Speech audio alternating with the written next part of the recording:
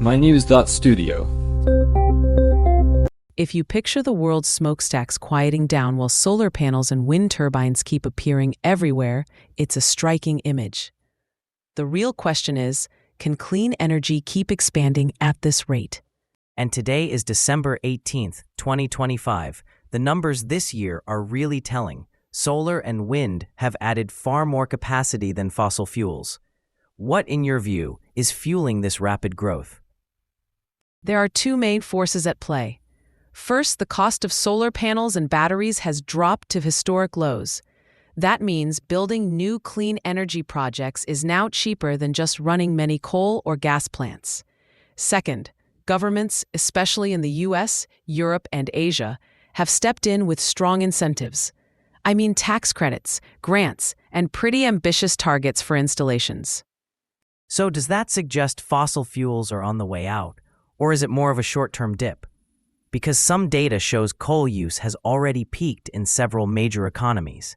In the power sector, there are real signs of decline. Countries like Germany, the UK, and parts of the US are seeing less coal demand. But it's important to note these stats mostly cover electricity. Oil is still very much in use for transportation, and gas is common for heating. What's changing quickly is that renewables and energy storage are steadily taking a bigger share of electricity production. There's a lot of hope around renewables, but how quickly can they actually take over from fossil fuels worldwide? Is it really just a matter of installing more wind farms and solar panels? It's a bit more complicated than just building plants. One of the biggest challenges is updating the grid.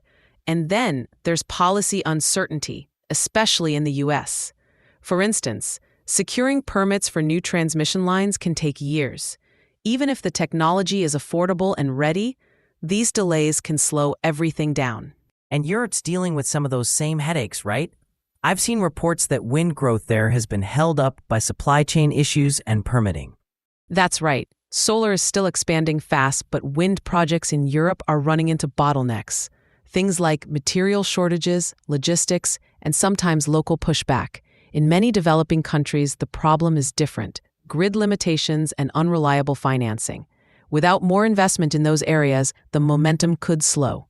So it's not just about technology or cost. Policy, infrastructure, and even people are part of the story. What about communities that have relied on fossil fuel jobs for decades? That's a major issue.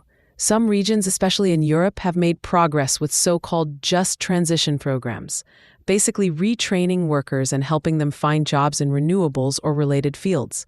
But not everywhere has moved that fast. Take Texas, it's a good case.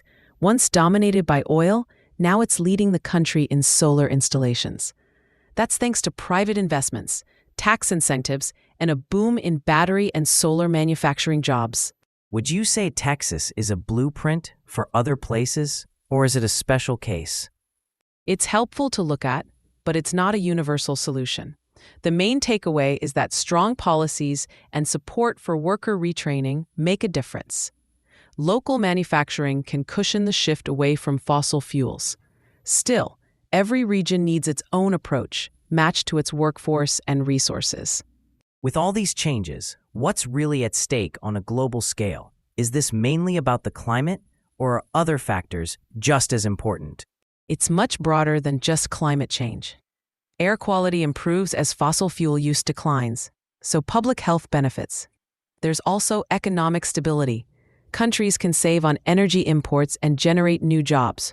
Plus, there's a geopolitical angle. Energy independence can shift global power dynamics. So this transition affects almost everyone in one way or another. So, if we step back for a moment, it seems like 2025 really is a turning point. Clean energy is on the rise, but the pace of change depends on more than just the technology. It's about policy, infrastructure, and supporting communities through the shift. Exactly. The growth in clean energy is real, but the outcome depends on decisions we make now about the grid, jobs, and where we invest. The question is whether we can keep up the pace, or if obstacles will start to slow things down. That's the big question. Thanks for tuning in as we tried to break down the facts and challenges behind this global shift. Thank you for listening. This episode was brought to you by mynews.studio. You can try it now for free.